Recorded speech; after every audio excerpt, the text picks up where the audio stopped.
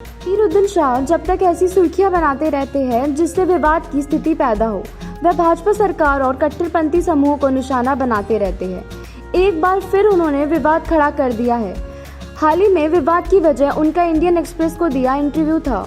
जल्द ही 5 मार्च को उनकी new web series Taj divided by blood की स्ट्रीमिंग ZEE5 पर होगी। हाल ही में इस वेब सीरीज का ट्रेलर लॉन्च हुआ था, जिससे वह सम्राट अकबर के किरदार में दिखाई दे रहे थे और यह ऑडियंस को भी खूब पसंद आ रहा। सीरीज के प्रीमियर से ही पहले उन्होंने एक इंटरव्यू में कहा कि ये पहले मुगल साम्राज्य के इतिहास के बारे में है।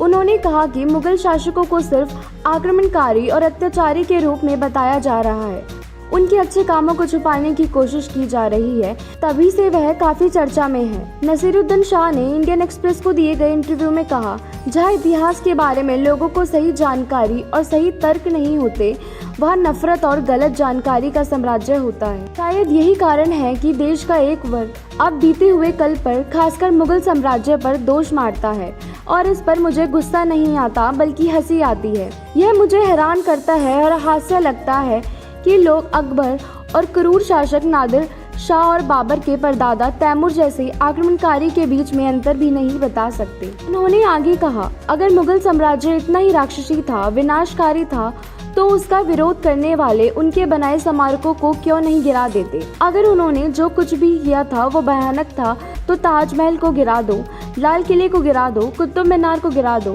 लाल किले को हम इतना पवित्र क्यों मानते हैं? इसे एक मुगल ने बनवाया था।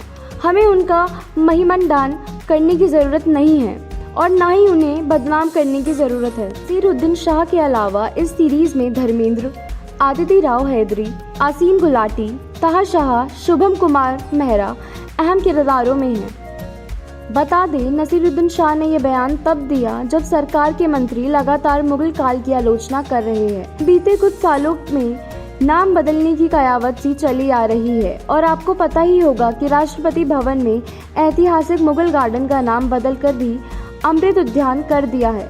ऐसे में अब नसीरुद्दीन शाह का यह बयान उनकी आने वाली वेब सीरीज पर भी असर डाल सकता है।